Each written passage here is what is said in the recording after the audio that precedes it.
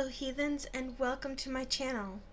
I am Beauty Heathen, and my channel is dedicated to the exploration of paganism through the medium of cosmetics.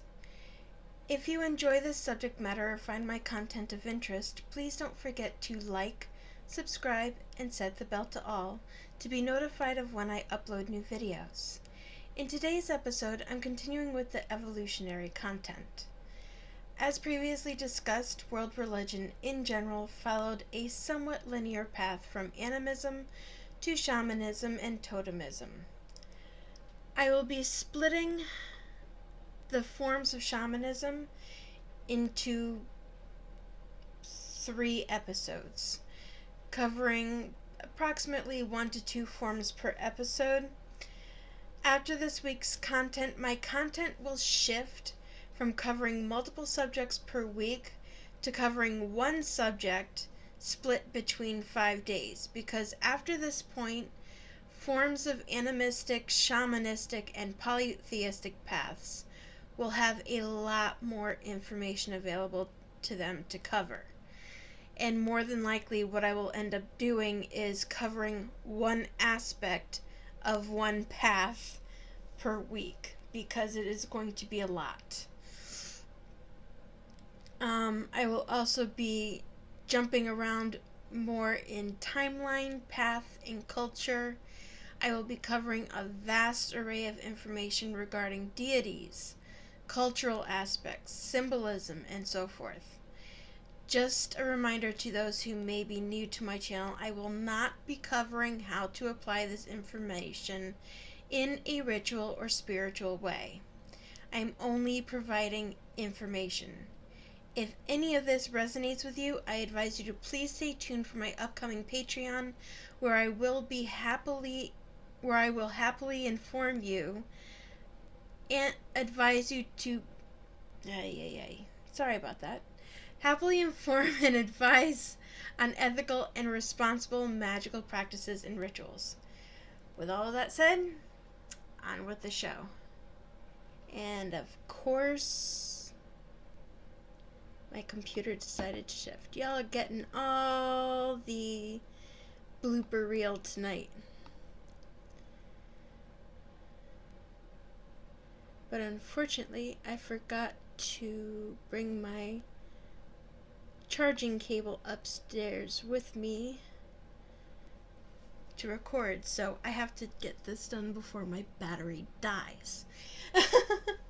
Today's episode is going to be a lot shorter than the ones that have been going on, mainly because there is not a whole lot to cover in this particular subject, or I should say subjects. As usual, LA Pro Girl, and this is the color Toast.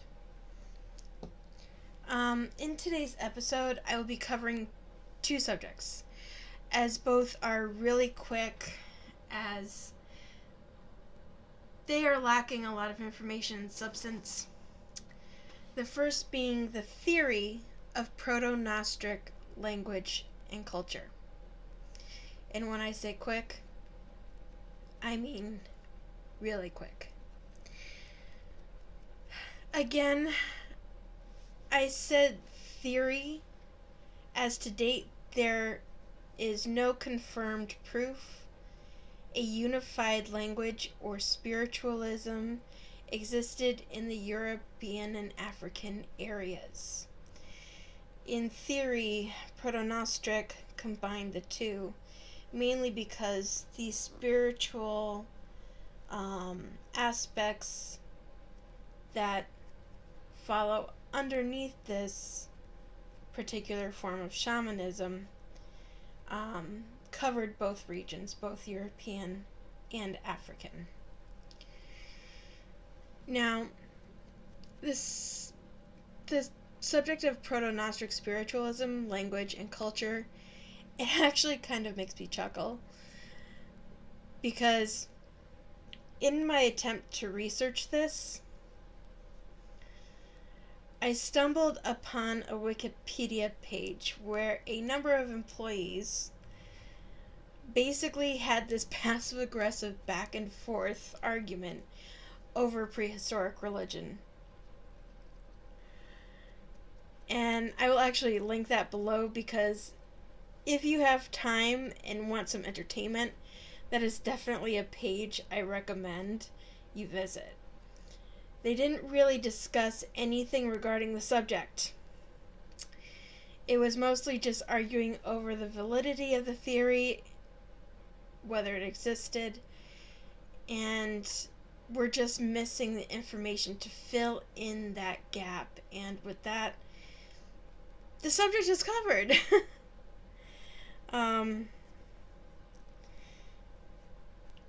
Again, there was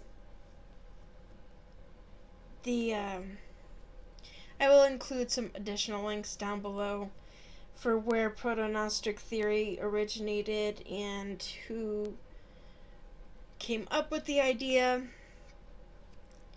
but in general, it has not been able to be substantiated, and it was just a theory that was brought up because they've been lacking archaeological evidence as to what happened during that time frame and how we jumped from animism to shamanism in the area. Now, on to Middle Eastern shamanism. I'm not going to lie, finding information on Middle Eastern shamanism was exceptionally difficult. Hang on a second, my computer is not cooperating with me today.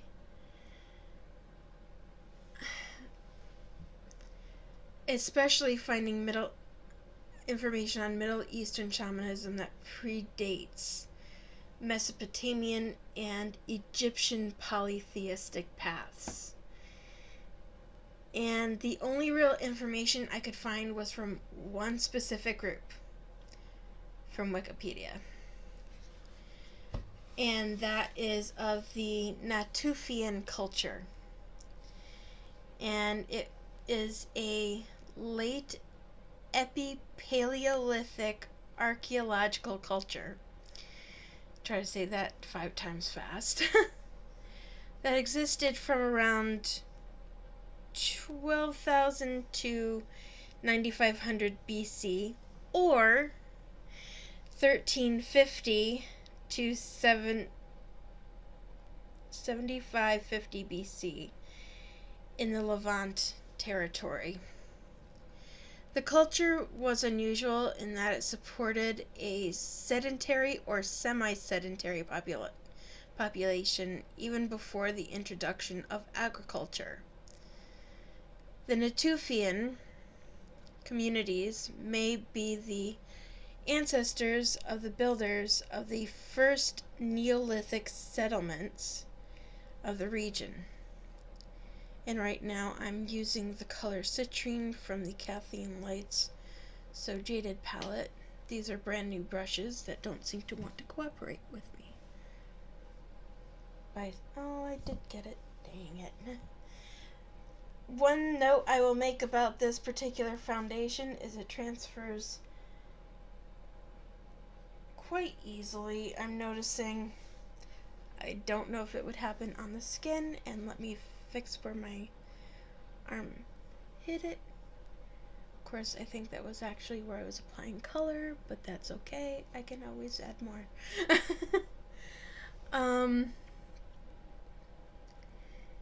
And the Natufian communities may be the ancestors of the builders of the first Neolithic settlements of the region, which may have been the earliest in the world.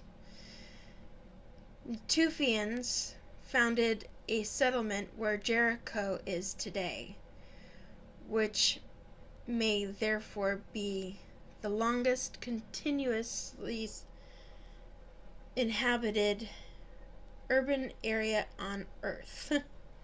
Some evidence suggests deliberate cultivation of cereals, specifically rye, by the Natufian culture. The site. Ay, ay, ay, I'm having a night, guys.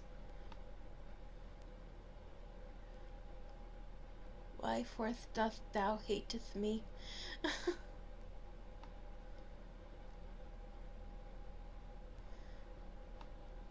The world's oldest evidence of bread making was found there. Um, it's a 14,500-year-old site in Jordan's northeastern desert. In addition, the oldest known evidence of beer, dating approximately 13,000 BP, was found in this area as well, near Haifa in Israel, in which it was used by the semi-nomadic Natufians for ritual feasting. Generally, though, Natufians exploited wild cereals, animals hunted, including gazelles, and there's archaeological and physical anthropological evidence for a relationship between the modern Semitic-speaking populations of the Levant area and the Natufians, which is a very long-winded way of saying they and early Judaism people of the area used to, at the very least, communicate and relate to one another. And this color is not showing up, so what can I do instead? Let's see. We're doing an improvisation here. That one's not working either. Today's gonna be one of those fail days, I'm telling you. When in doubt, try red. Yep. That one's working just a little bit better.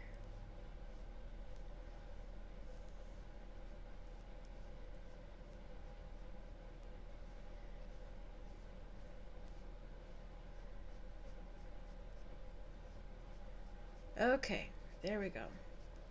We're getting some color at long last. And I will explain in a moment what I'm doing, or it may become obvious. We'll see.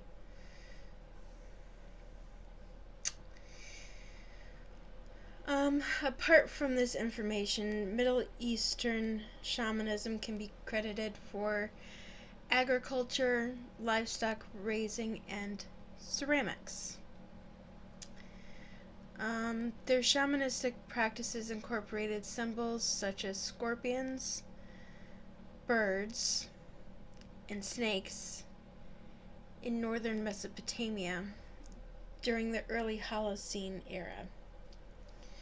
It is also critically important to note that Middle Eastern shamanism is the direct line from which monotheistic religions such as Zoroastrianism, Judaism, Islam, Christianity, and other religions formed.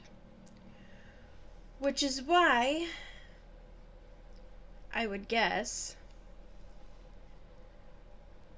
that it is so difficult to find information on it, as these faiths would have sought to erase any evidence of pagan roots, given the enormous hatred directed at pagans by those following monotheistic paths, with Zoroastrianism acting as the bridge between paganism and the development of Abrahamic belief systems.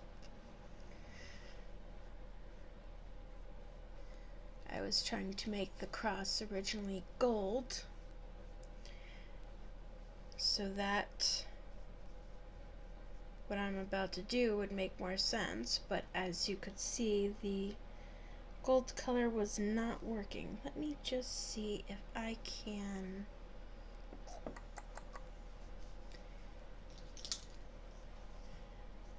worst case scenario, it doesn't work, right?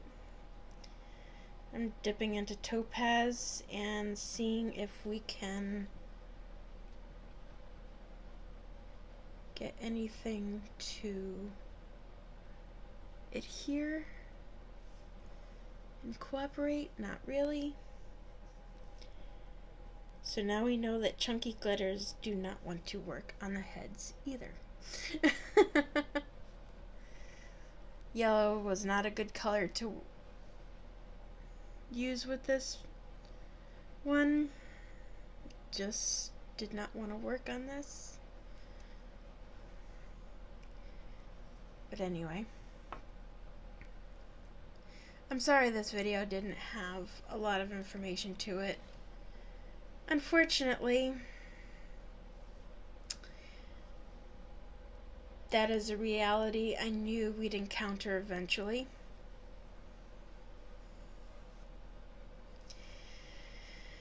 It's something that I'd forewarned might happen in the very beginning, in the very first video I did, doing the introduction to this channel, that there would likely come a time that I would not be able to provide you adequate information on a form of paganism.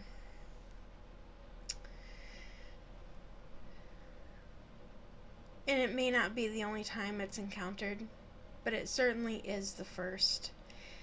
And I'm not gonna lie, it makes me incredibly sad to think of the vast amount of human history and culture that was lost because of nothing more than contempt and hatred for ancestral beliefs.